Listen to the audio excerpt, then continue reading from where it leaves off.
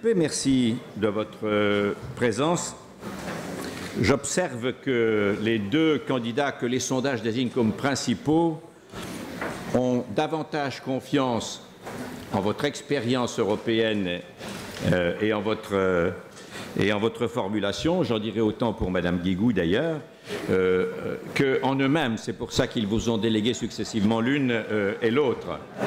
Ceci me permet de rappeler publiquement ce qu'a fait Guillaume tout à l'heure et peut-être de le glisser à l'oreille de M. Juppé, que nous poursuivrons cet exercice entre les deux tours et que si, comme il est tout à fait possible, les deux candidats qui sont jugés comme principaux par les sondages sont les finalistes du deuxième tour, nous trouverions d'une loyauté républicaine très confortable s'ils pouvaient accepter, nonobstant votre qualité, de venir eux-mêmes. Et on verrait d'ailleurs si la vocation européenne est aussi claire et aussi nette. Mais ça, c'est un exercice intime et un peu particulier auquel nous nous livrons. Monsieur le Premier ministre, il va y avoir 3 séquences dans l'intervention à laquelle je vous remercie d'avoir accepté de participer au nom des organisations de ces États généraux. Le premier exercice va être de répondre à des questions que Guillaume Clossat va vous poser au nom des associations qui ont fait vivre depuis maintenant 3 mois les États généraux dans les régions françaises. La deuxième séquence sera conduite par Eric Israelevitz, notre partenaire co-organisateur, directeur du Monde, ce que nous appellerons le droit de suite. Et puis dans la troisième partie, nous souhaitons que vous rappeliez vos 3 engagements principaux pour l'Europe. Et d'ailleurs, nous vous demanderons de les formuler par écrit et de les répéter peut-être oralement, ce qui fait que nous aurons épuisé nos 30 ou 35 minutes pour lesquelles je vous remercie encore de votre présence, vous, Madame, et vous, Monsieur le Premier ministre. Guillaume Clossat, c'est à toi. Merci Jean-Marie. Monsieur le Premier ministre, je vous invite à prendre place à la tribune. Donc, comme Jean-Marie vous l'a expliqué, pendant 3 mois, sur tout le territoire national, des associations, des syndicats, des universités ont travaillé pour faire remonter les questions principales que les citoyens français se posent sur leur avenir européen et sur les projets qui seront portés, les engagements qui seront portés en matière européenne à l'occasion du prochain mandat et donc par le futur président de la République. Ces questions, vous allez le voir, sont des questions essentielles puisqu'elles touchent au cœur même, au sens même du projet européen et elles nous interpellent quant à notre avenir commun. Et la première question est celui du sens du projet européen. Après la paix, après la prospérité qui ont été au cœur des 60 dernières années, quelle est pour vous, quelle est pour Nicolas Sarkozy la prochaine étape du projet européen? Je voudrais d'abord vous dire que je ne partage naturellement pas l'interprétation qu'a donnée Jean-Marie Cavada de ma présence ici. Je laisse Mme Guigou le soin de rectifier éventuellement le tir. Et il y a des emplois du temps un peu chargés par les temps qui courent. En tout cas, je suis très heureux d'être là. Je n'ai pas pu arriver plus tôt parce que j'étais à Copenhague pour le Gimnich, cet exercice que connaît Elisabeth Guigou et qui consiste à réunir de manière informelle les ministres des Affaires étrangères des États membres de l'Union. Nous sommes désormais 28. Après la paix et la prospérité, pour répondre à votre question, eh bien, je répondrai la paix et la prospérité. Parce que ces deux objectifs qui sont au fondement même de la construction européenne me semblent plus actuels que jamais. Nous vivons dans un monde radicalement nouveau, il n'est pas développé, il est global, il est multipolaire, il est instable et imprévisible, il est donc dangereux. L'Europe n'est plus le centre de ce monde, de ce nouveau monde, et nous vivons mal ce relatif déclin. Eh bien, si nous ne réagissons pas, cet acquis qui a été la paix et la prospérité au long des décennies risque d'être remis en cause.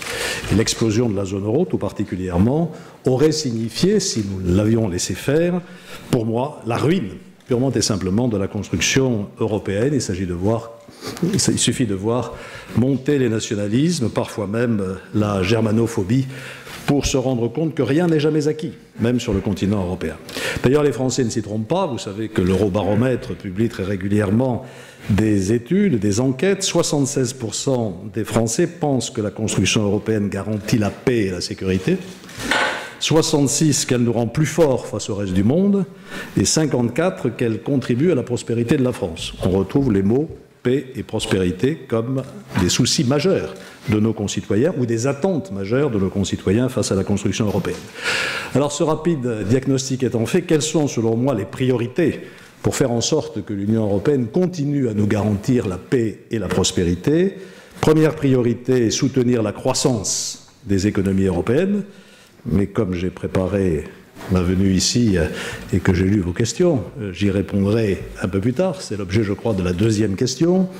Deuxième priorité, mieux défendre les intérêts de l'Union dans le monde, et je voudrais insister sur l'une des priorités de Nicolas Sarkozy, qui est de faire évoluer la philosophie générale de l'Union, qui a été bâtie sur la recherche de la concurrence pure et parfaite, pour y introduire le souci de la réciprocité. Et nous sommes en train d'essayer de convaincre nos partenaires qu'en matière d'échanges commerciaux en particulier, nous devons faire prévaloir davantage ce souci de réciprocité.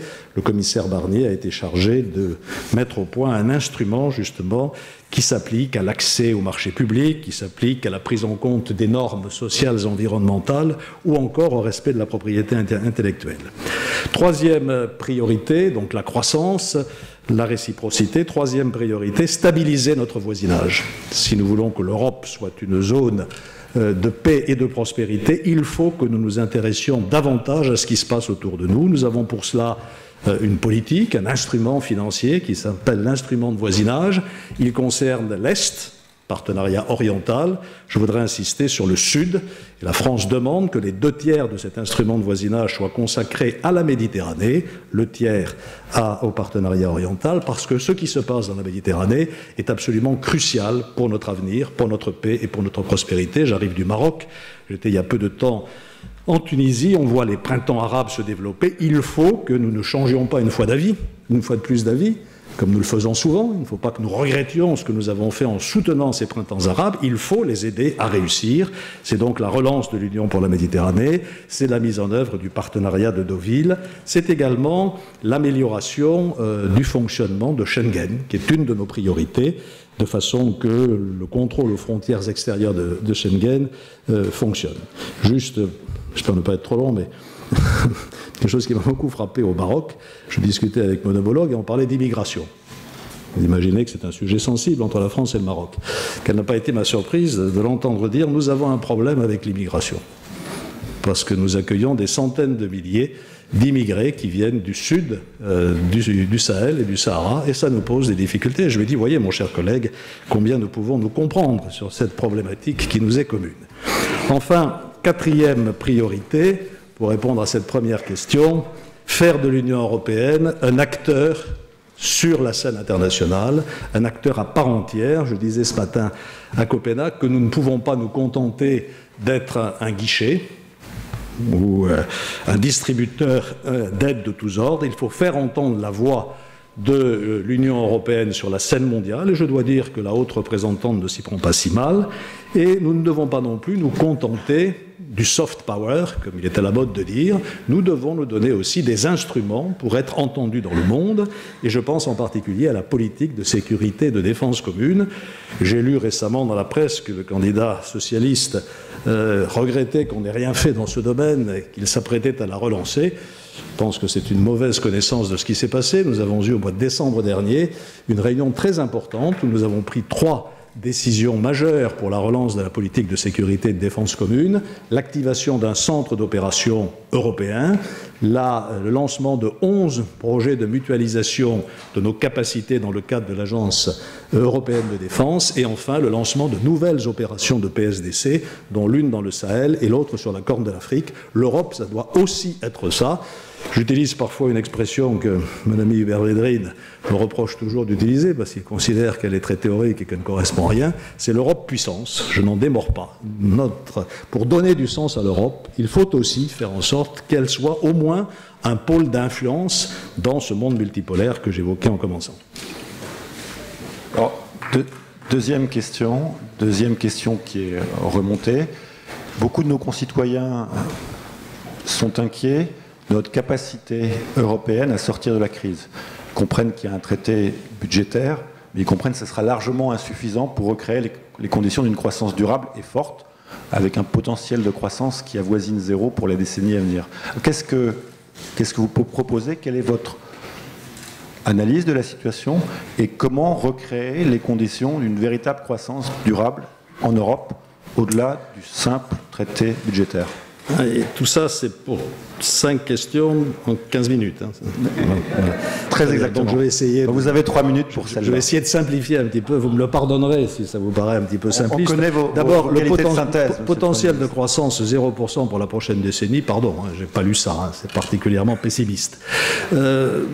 Pour sortir de la crise, moi, je répondrai très brutalement. La première priorité pour moi, elle est claire, c'est appliquer le plus vite possible et sans retour en arrière les 2 traités que nous venons de signer. Parce que ces 2 traités sont des acquis absolument fondamentaux. D'abord, le traité qui crée le mécanisme européen de stabilité, que le Parlement français a ratifié et qui doit entrer en vigueur le 1er juillet 2013. C'est enfin ce qui n'existait pas dans le traité de Maastricht, ce que nous avions eu le tort de ne pas inscrire dans le traité de Maastricht, c'est, comme disent les spécialistes, le pare-feu, le Fonds monétaire européen qui permettra d'éviter ce qui s'est passé depuis 2 ou 3 ans. C'est 500 milliards d'euros dans un premier temps, avec la possibilité de porter cette capacité de prêt à 700 ou 750 milliards d'euros dans les prochains mois. C'est le pare-feu attendu. D'ailleurs, on voit que les marchés se calment et que les taux se détendent. Si, en parallèle, les pays en difficulté arrivent à mettre en œuvre les programmes qu'on leur a demandé de mettre en œuvre, qui sont douloureux, qui sont difficiles, en Grèce, en Espagne ou ailleurs. Mais s'ils y parviennent, avec ce traité Fonds monétaire européen, je pense que la crise de la dette souveraine peut se calmer. Je voudrais saluer l'accord qui a été réalisé par les créanciers privés avec la Grèce, et qui est le résultat du plan qui a été négocié très ardemment par Nicolas Sarkozy et par Angela Merkel. Le deuxième traité, c'est le traité qu'on appelle désormais dans le jargon européen SCG, Stabilité, Coordination, Gouvernance à 25. Et là encore, je voudrais dire que contrairement à ce qu'affirme le candidat du Parti socialiste, j'essaierai de ne pas être polémique, mais enfin il y a des choses qu'il faut dire quand même, tant qu'il me l'a dit à la télévision dans une émission que je n'ai pas oubliée, ce traité comporte 3 volets, et pas 1. 3 volets. Un volet qui est le pacte de stabilité budgétaire, avec notamment la règle d'or. Je n'explique pas ici ce dont il s'agit. Règle d'or qui est tout simplement l'expression du bon sens le plus immédiat, qui fait qu'on ne peut pas dépenser longtemps beaucoup plus qu'on ne gagne. Il comporte ensuite un volet gouvernance, qui est un succès pour la France, car il y a encore 2 ans, l'Allemagne ne voulait pas entendre parler de gouvernement économique. Il y aura désormais des sommets réguliers de la zone euro, un président de la zone euro qui a été élu, M. Van Rompuy, et une meilleure association des parlements nationaux et du Parlement européen au fonctionnement de la zone euro. Enfin, il comporte un 3e volet, qui est le titre 4 de ce traité, qui existe donc bien dans le traité, qui est le volet croissance. Donc, première priorité, mettre en œuvre ces traités, ne pas les remettre en cause. Je suis persuadé que leur remise en cause provoquerait immédiatement des turbulences sur les marchés européens. Et je citerai pour une fois, mais enfin ça m'arrive de plus en plus souvent, parce qu'il évolue dans la bonne direction, je citerai Daniel Cohn-Bendit qui a estimé... Oui, c'est plus le Danny le Rouge de 1968, loin de là. Il a exprimé que l'abstention du groupe socialiste à l'Assemblée nationale sur le traité mécanisme européen de stabilité était une bourde historique. Deuxième priorité, toujours dans cette question sur la croissance, enfin, ou sur la situation économique de la zone euro, mettre en œuvre, très rapidement là aussi, les mesures concrètes pour la croissance qui sont sur la table. Parce qu'on y a travaillé. Il y a eu des propositions là-dessus. Je les énumère très rapidement. Le 2 mars, il a été décidé, en principe, c'est pour ça que maintenant il faut passer à l'acte, d'abord de réorienter les fonds structurels vers l'emploi, qu'il s'agisse de la formation, de l'apprentissage, de l'emploi des seniors, de soutenir les PME en demandant à la Banque européenne d'investissement d'investir précisément, de soutenir les technologies clés comme les nanotechnologies ou les biotechnologies qui pourront renforcer la base industrielle européenne, et enfin une opération pilote à laquelle je tiens, vous allez voir pourquoi, qui est celle des emprunts obligataires garantis par le budget de l'Union européenne pour aider au financement de projets d'infrastructure dans les télécoms, dans l'énergie, dans les transports. C'est ce qu'on appelle les Euro Project Bonds. Je vois Jean-Marie Cavada sourire. Ça n'a rien à voir avec les Euro Bonds destinés à financer la dette européenne. Ça a à voir avec le programme des investissements d'avenir, façon Rocard-Juppé. C'est très exactement emprunter 35 milliards d'euros, comme nous l'avons fait au plan national, pour financer, sur la base de décisions de jurys internationaux impartiaux, des projets qui préparent l'avenir dans des secteurs d'investissement majeurs. Enfin, troisième point, et là aussi je suis obligé de condenser, mais je l'ai déjà dit, troisième priorité, après la mise en œuvre des traités, après la mise en œuvre d'une véritable stratégie de croissance et de soutien à l'investissement, bien sûr, la mise en œuvre du principe de réciprocité dans les négociations commerciales. Je pense que c'est absolument indispensable pour le renforcement de la base industrielle européenne. Alors, sachez que vous avez été entendu par Daniel Cohn-Bendit parce que j'ai vu le co-signataire de la tribune dans Le Monde de l'article, qui s'appelle Shane Valley, qui est là et qui a fait un grand sourire. Donc je pense que ça ira directement à Daniel Cohn-Bendit. Pardon de ne pas vous avoir cité, il n'était pas seul signataire, c'est vrai. Alors, mais j'ai juste, pour revenir sur ce sujet, une question. Vous avez dit, si la Grèce y arrive, imaginons qu'elle fasse tous ses efforts et qu'elle n'y arrive pas, qu'est-ce qui se passe? Écoutez, moi, on me demande en permanence de me situer dans les scénarios catastrophes. Vous l'avez évoqué vous-même. Imaginons par exemple que Nicolas Sarkozy ne soit pas élu, etc. Qu'est-ce que vous allez faire? Tout est possible. Donc, tout est possible. Moi, je préfère me placer dans des scénarios positifs. Je pense qu'on va aider la Grèce à s'en sortir et que la Grèce peut s'en sortir. Alors, question suivante, mais ça m'amène à me référer à des propos que vous avez eus et que le président de la République a eus. Vous avez parlé vous-même de nécessité d'une fédération européenne et lors d'une intervention auprès de jeunes, je crois, à Strasbourg, le président de la République a utilisé les mêmes mots. Alors, quel mode d'organisation et de gouvernance pour l'Europe de demain? Dans les ateliers que nous avons faits sur tout le territoire, beaucoup ont un doute sur la capacité de l'intergouvernementalisme à être la seule solution pour décider en Europe.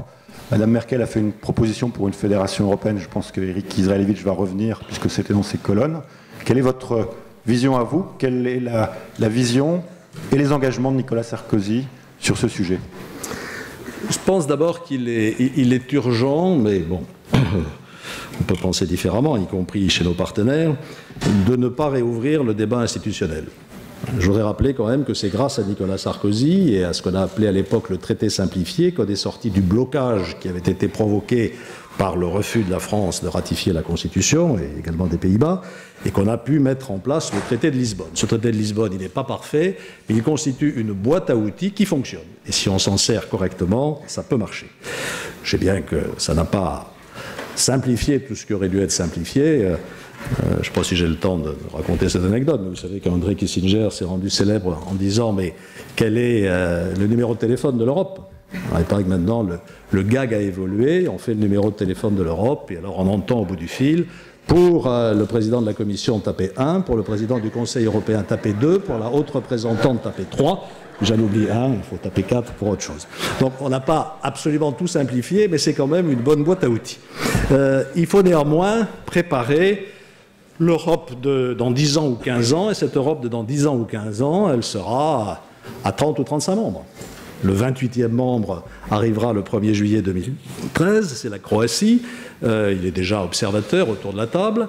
Nous avons donné à la Serbie le statut de candidat à l'adhésion et il est évident que les pays des Balkans ont vocation à entrer dans l'Union européenne. Ce sera un élément de pacification du cœur du continent européen. Et il est probable que dans cette Europe à 30 ou 35, tous les États ne pourront pas ou ne voudront pas avancer du même pas. Et c'est la raison pour laquelle il me semble que nous devons aller, c'est l'idée de Nicolas Sarkozy, vers une zone euro plus intégrée, évoluant vers une forme, je ne sais pas si le mot convient, de fédéralisme budgétaire et fiscal. J'ai utilisé ce mot de fédéralisme. Il faut dire qu'il a des sens très divers. Dans un pays unitaire comme la France, le fédéralisme, c'est le transfert de la souveraineté à Bruxelles. Dans un pays fédéral comme l'Allemagne, le fédéralisme, c'est la décentralisation des responsabilités dans les Länder. Donc vous voyez qu'il est un peu difficile de se mettre d'accord sur les mots. Mais disons une Europe plus intégrée sur le plan budgétaire et fiscal. Et de ce point de vue, il y a un projet qui est emblématique, qui est la volonté de la France et de l'Allemagne de se mettre d'accord pour avoir le même impôt sur les sociétés. Lors du dernier sommet franco-allemand, un livre vert a été établi par les deux ministres des Finances et nous nous sommes fixés pour objectif de créer cet impôt unifié l'année prochaine. Donc cette zone intégrée, cette zone euro plus intégrée, et c'est là alors qu'au terme de l'intégration, on pourra peut-être voir apparaître des eurobonds lorsqu'il y aura eu une convergence suffisante entre nos politiques. Et puis, à côté de cette zone intégrée, ou parfois la recoupant des coopérations renforcées et structurées comme le prévoit le traité, c'est l'espace Schengen dont il faut améliorer le fonctionnement, c'est la PSDC, la politique de sécurité et de défense commune, qui ne peut pas concerner les 35 et sur laquelle une coopération structurée serait la bienvenue. Et autour de cela, un cercle large du marché intérieur, de l'union douanière, des politiques communes, de la concurrence, de l'énergie ou de la politique agricole commune. Voilà le schéma. Il est difficile à mettre en œuvre, je le reconnais bien volontiers, parce que chaque fois qu'on veut faire une coopération structurée ou une coopération renforcée, c'est compliqué, et tout le monde veut en être, mais je pense que le sens de l'histoire européenne ira dans cette direction, avec de l'intergouvernemental, mais aussi avec un renforcement des pouvoirs de la Commission dans certains domaines. Je vais vous poser Je ne veux pas être doloriste. Une question sur ce sujet. Enfin, c'est un peu, pardon, la fédération d'États-nations. Moi, j'avais toujours aimé cette expression. Et il y a longtemps que je l'ai faite mienne. Ce qui prouve qu'il peut y avoir voilà, des choses qui surmontent les clivages politiques. Enfin, en ce moment, c'est difficile. Mais... Alors, Madame Guigou en a parlé en disant que ça passait aussi par une Commission européenne renforcée et un Parlement européen qui pouvait avoir le droit d'initiative. Oui, bien entendu, mais le Parlement européen a été considérablement renforcé dans le traité de Lisbonne. Il est aujourd'hui quasiment dans tous les domaines, enfin, Jean-Marie Cavada le parlerait mieux que moi, en situation de codécision. Son rôle est renforcé dans le traité sur la stabilité et la coordination en Europe, et le rôle de la Commission dans les processus de contrôle de la convergence budgétaire a été également renforcée, puisque c'est la Commission qui peut prendre des sanctions qui s'imposent quasi automatiquement, sauf majorité qualifiée inversée. Ça veut dire qu'il faut une majorité pour dire non, et non pas pour approuver, ce qui est des majorités qualifiées, ce qui donc rend la Commission beaucoup plus puissante, d'une certaine manière, dans le respect de la discipline budgétaire. Donc il n'y a pas forcément incompatibilité entre une zone euro dont le Conseil est intergouvernemental et puis une Commission qui joue son rôle pleinement. Alors il nous reste 2 minutes pour les 2 dernières questions. La première, c'est comment renforcer le sentiment européen chez nos concitoyens. Et on l'a vu dans le sondage du Monde, il y a une sorte de crise, en tout cas de doute, qui n'existait pas, par exemple, il y a 3 ans sous présidence française. Alors comment faire comme j'ai 3 minutes par tous les moyens, donc... Deux. Non, j'ai vu dans ce sondage-là, les Français considèrent qu'ils sont assez peu informés, ils considèrent que les hommes politiques devraient parler davantage de l'Union européenne, mais que les médias devraient en parler aussi davantage. Voilà. Donc, 2 idées, si vous voulez. D'abord, faire entrer, je crois que le règlement correspondant devrait être effectif au 1er avril prochain, l'initiative citoyenne qui a été créée par le traité de Lisbonne, si je ne me trompe. Alors, certes, ça paraît un peu lourd, 1 million de signatures, mais 1 million de signatures sur 500 millions d'habitants, c'est 0, je ne sais plus combien, %.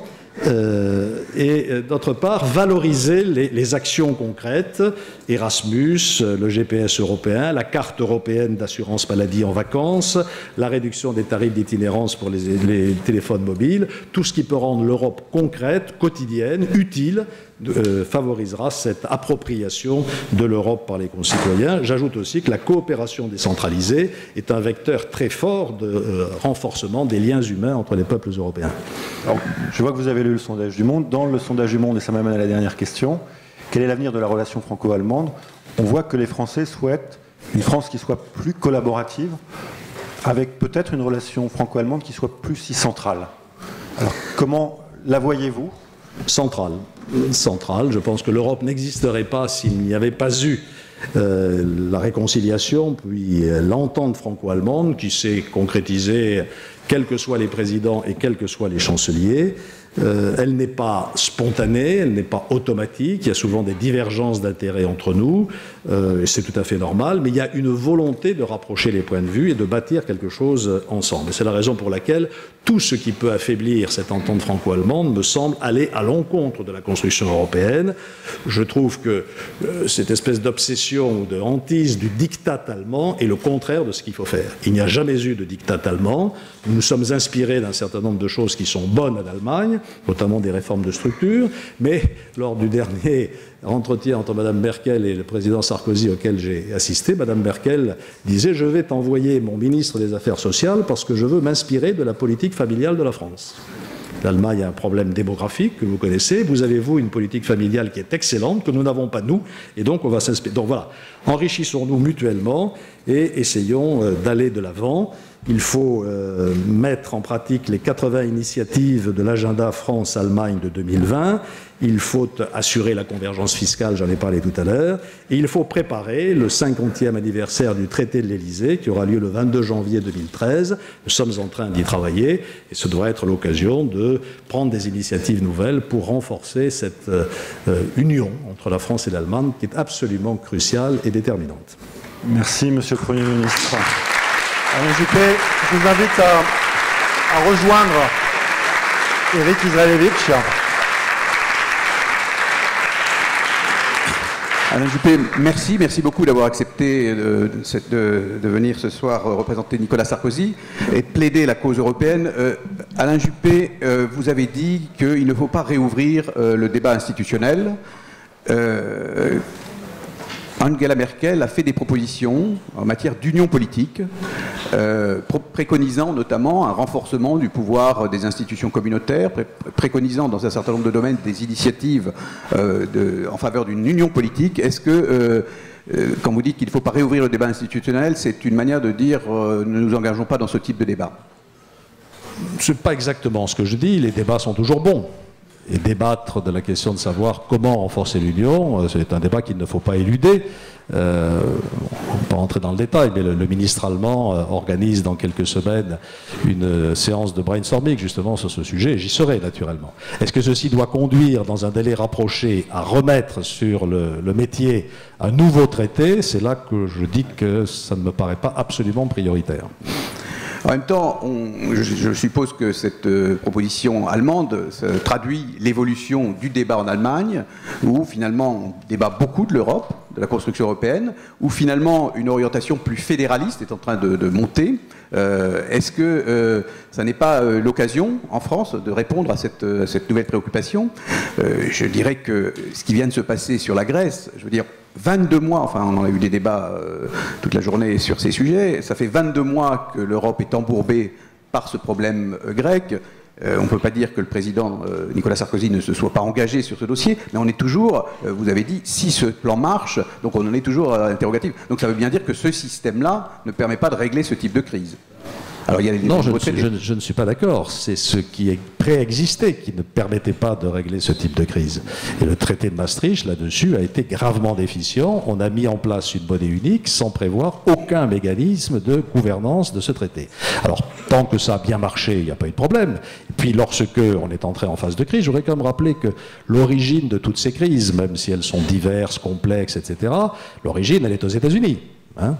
La crise des subprimes, la faillite de Lehman Brothers, la mise en cause du système bancaire, le risque d'effondrement du système financier, et avec les choses en cascade, elles viennent. Bon, c'est vrai qu'il y a une crise spécifique européenne qui est la crise de la dette souveraine, je ne le lie pas, et les mécanismes permettant d'y faire face n'existaient pas. Quel progrès on a fait depuis le premier plan d'aide à la Grèce?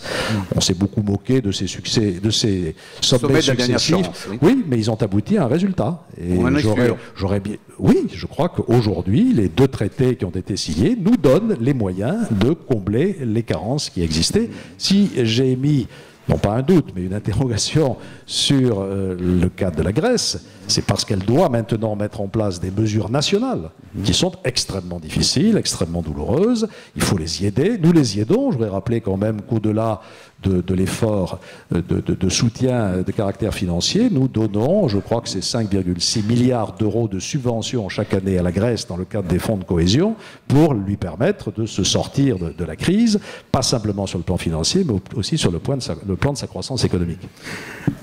Angela Merkel propose un plan d'union politique. Il y a 12 chefs d'État et de gouvernement européens qui ont également proposé que l'Europe se préoccupe davantage de croissance. Alors vous avez dit que dans les traités, la croissance était réglée, la question de la croissance était évoquée. Il n'y a pas que François Hollande qui s'inquiète d'un risque d'une austérité cumulative dans l'ensemble de la zone euro. Écoutez, moi j'ai dit il y a bien longtemps que la seule façon de rétablir durablement les équilibres budgétaires, c'était de faire de la croissance. On le sait très bien. quand on est en situation de crise, il faut couper dans les dépenses, il faut augmenter les recettes, il n'y a pas moyen de faire autrement. Mais si on se complaît dans la stagnation, voire dans la récession, on ne redresse pas les budgets. Et donc il y a un moment où il faut sortir de cette période d'austérité pour aller vers plus de croissance. Je ne veux pas reprendre des exemples historiques, mais j'en ai quelques-uns en tête qui illustrent parfaitement ce propos. Je reviens sur ce que vous disiez. Il n'y a pas de divergence entre les 12 et d'autres pays qui ne s'intéresseraient pas à la croissance. La lettre des 12 est très intéressante parce qu'elle nous ramène à des clivages anciens. Merkel et Sarkozy ont fait des propositions pour la croissance, qui sont des propositions que je qualifierais de volontaristes, qui reposent sur un investissement accru de la Banque européenne d'investissement, sur les Euro Project Bonds. Que font les 12 ? Inspirés sans doute par l'ancien commissaire à la concurrence. Ils proposent un plan qui est d'inspiration profondément libérale. Leur réponse à eux pour relancer la croissance, c'est l'accès au marché. Voilà, on voit réapparaître ce clivage un peu traditionnel, mais on ne peut pas laisser dire que d'un côté, il y aurait des gens préoccupés de croissance et d'autres qui ne le seraient pas. Sans doute faut-il faire les deux. Je pense que l'ouverture des marchés, à condition qu'il y ait cette réciprocité que j'évoquais, peut être un facteur de croissance, mais je pense aussi qu'il faut des initiatives plus volontaristes pour financer des projets d'infrastructure ou des projets de développement. Alors, vous avez évoqué également en matière de politique, stratégie économique, une remise en cause de la politique de la concurrence, si j'ai bien compris. Non. J'ai pas remise en cause de la politique. J'ai dit que la concurrence ne doit pas être l'alpha et l'oméga. Et que, par exemple, s'attaquer systématiquement à la constitution de pôles européens industriels, sous prétexte qu'ils sont en situation dominante dans l'Hexagone, n'est pas une approche cohérente avec le monde global. Il faut aujourd'hui apprécier les positions dominantes à l'échelle du monde, pas à l'échelle des pays européens. Et deuxièmement, je dis que dans cette politique de la concurrence, dans cette politique de l'ouverture des échanges, qui reste un objectif que nous partageons pleinement, il faut introduire la notion de réciprocité. La Chine aujourd'hui n'est plus un pays sous-développé, la Chine est un pays émergé. Il faut qu'avec la Chine, ou avec le Japon d'ailleurs, lorsque nous ouvrons nos marchés publics, et je suis favorable à ce qu'on ouvre nos marchés publics, donc je suis pour la concurrence, je pense qu'il faut demander au Japon, à la Chine et à d'autres d'ouvrir aussi leurs marchés publics. Donc l'idée, ce serait d'avoir une taxe de réciprocité aux frontières de l'Europe pour les pays qui ne respectent pas ces principes de réciprocité. Pas forcément une taxe de réciprocité. Ça veut dire que dans les accords négociés, il faut des engagements de la part de ceux qui signent avec nous des accords de faire la même chose que ceux que nous faisons. Et en particulier, j'ai signalé l'accès au marché public. Je pourrais signaler la propriété intellectuelle. On sait que même dans la production du vin de Bordeaux, la propriété intellectuelle n'est pas toujours respectée. On voit circuler des bouteilles de Château Lafite qui ne viennent pas du Bordelais. Donc voilà, la contrefaçon, c'est quelque chose qui n'est pas de la concurrence, qui n'est pas bien. Sur l'efficacité de ce système institutionnel européen, et la taxe sur les transactions financières, on le voit, on a du mal, la France... Nicolas Sarkozy n'a encore hésité à s'engager fortement, mais on a du mal à l'imposer à l'ensemble de l'Europe. La taxe sur le transport aérien, elle est menacée, on le voit aujourd'hui avec ce débat justement avec la Chine sur les Airbus. Donc est-ce que là encore, il n'y a pas une faille dans le dispositif ? Non, c'est un combat. Ce n'est pas une faille dans le dispositif. Les choses se situent à deux niveaux. La taxe sur les transactions financières, elle n'a pas été encore mise en œuvre par l'Union européenne. Elle va l'être. Je voudrais quand même vous rappeler que la Commission européenne a fait une proposition en ce sens et qu'un grand nombre de pays, dont l'Allemagne, dont l'Espagne, dont l'Italie, ont dit « OK, on va le faire ».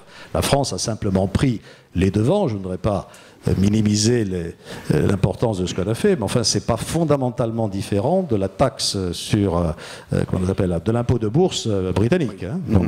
Donc c'est une première étape et nous souhaitons aller plus loin dans le cadre européen.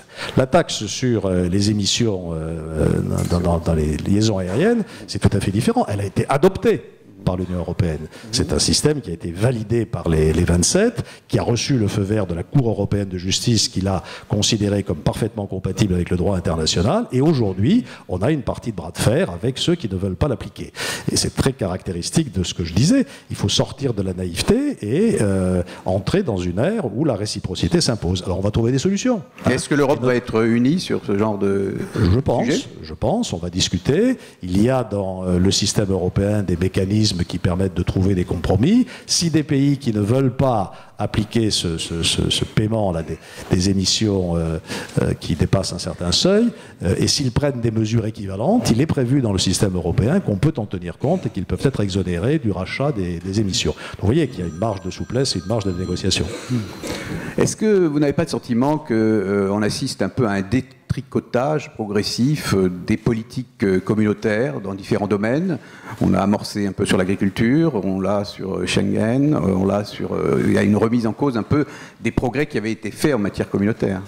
Non, je n'ai pas ce sentiment. Nous nous battons, c'est vrai, avec quelques alliés, pour faire en sorte que la politique agricole commune soit maintenue. Et nous avons, pour l'instant, je pense, dans le cadre des perspectives financières des 4 ou 5 prochaines années, obtenu que le niveau de la politique agricole commune soit stabilisé au niveau qu'il a atteint en 2013. Et ce serait une erreur stratégique que de sacrifier l'agriculture européenne. Pas la peine de le développer. Quant à Schengen, notre intention, ce n'est pas du tout de remettre en cause Schengen. Nous constatons aujourd'hui que ça ne marche pas bien. Ça ne marche pas bien. Il y a à la frontière extérieure de Schengen des choses qui ne marchent pas bien. Il y a de véritables passoires, il n'y a pas de contrôle. Donc nous demandons que Frontex, dont c'est le métier, fonctionne, qu'il y ait effectivement de contrôle. Je dirais même l'inverse, sans caresser le paradoxe. Je pense que c'est pour sauver Schengen qu'on veut faire en sorte que Schengen fonctionne et ne devienne pas une passoire, parce qu'à ce moment-là, effectivement, il disparaîtra de sa belle mort, sans qu'on ait besoin de lui porter le coup final. Comment vous réagissez au sondage que nous avons publié, que vous avez évoqué, qui confirme finalement un certain doute, un certain scepticisme, un certain désamour avec l'Europe, qui confirme aussi que beaucoup de Français souhaitent justement une renationalisation d'un certain nombre de politiques? C'est vraiment curieux de voir comment on peut lire les sondages avec des lunettes très différentes. Voilà. Il y a un autre sondage, alors c'est peut-être pas le même, Eurobaromètre, qui montre qu'il y a en France encore une adhésion absolument majoritaire à 75% à la construction européenne. Les Français considèrent que c'est l'Europe qui va les préserver, que c'est l'Europe qui est la réponse à un certain nombre de problèmes. Et même dans le sondage de celui-ci, il y a une appréciation très positive de ce que peut apporter l'Europe. Alors, il y a plus de scepticisme sur ce qu'elle est réellement, ou sur la compréhension de ce qu'elle est, mais sur l'idée européenne elle-même, à savoir que c'est l'Europe qui doit nous préserver notre protection sociale, qui doit préserver, etc. Enfin, il y a tous les items que vous connaissez, il y a des majorités extrêmement fortes. Donc moi, je pense que l'idée européenne est encore puissamment populaire dans l'opinion française, comme elle l'est d'ailleurs dans beaucoup de pays européens. Alors, c'est vrai que c'est pas unanime. C'est vrai qu'il y a 30% de l'opinion française qui, paraît-il, s'apprête à voter pour des partis qui préconisent la sortie de l'Europe et de l'euro. Et ça, je pense que c'est un enjeu fondamental de la prochaine élection présidentielle. Voilà, que chacun se positionne clairement. Il y a ceux qui n'en veulent plus, et puis il y a ceux qui disent aux Français, si nous ne poursuivons pas dans cette voie, nous allons vers l'abaissement, vers le déclin, vers l'isolement. Et c'est un vrai choix de société, ça. Au début de votre intervention, vous avez dit un peu discrètement que finalement, l'idée de fédération d'État-nation de Jacques Delors, vous n'y étiez pas tellement éloigné, vous personnellement. Vous n'êtes pas un peu fédéraliste ? Oh non, parce que Jacques Delors a eu le génie de dire tout et son contraire dans cette formule fédération, État-nation. Donc voilà, c'est pour ça qu'elle séduit très largement, parce qu'on peut y trouver ce qu'on veut. Mais je pense que c'est pas impossible. Je pense qu'on peut aller un coup plus loin dans l'intégration économique, dans l'intégration fiscale, dans l'intégration budgétaire, sans pour autant faire disparaître les identités nationales auxquelles tous les peuples européens sont attachés. Je crois qu'on peut concilier les deux. C'est pas du cartésianisme absolu, je le reconnais bien volontiers, mais c'est peut-être du pragmatisme. Et quand vous dites qu'on peut aller un peu plus loin, c'est votre conviction à vous? Vous pensez qu'elle est partagée par Nicolas Sarkozy, le candidat? Ah bah oui, puisque je parle pour lui. Là, donc, merci beaucoup. Voilà. Merci beaucoup, Alain Juppé.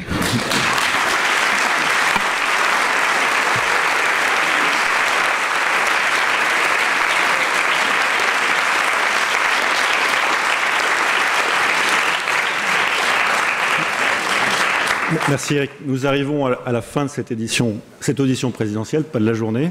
Alors, je voulais juste vous rappeler, Alain Juppé, que donc, Nicolas Sarkozy est invité à un dialogue avec l'ensemble des associations de la société civile, qu'il y aura des états généraux deuxième tour, et donc il est invité s'il est présent au deuxième tour, et que dans la dynamique des états généraux, et si vous êtes intéressé à la réflexion sur le fédéralisme, il y aura les assises du fédéralisme à l'automne. Et maintenant, je vous invite, et je vais demander que le livre vienne tout de suite, le grand livre des États généraux, à préciser les 3 engagements majeurs de Nicolas Sarkozy en matière européenne.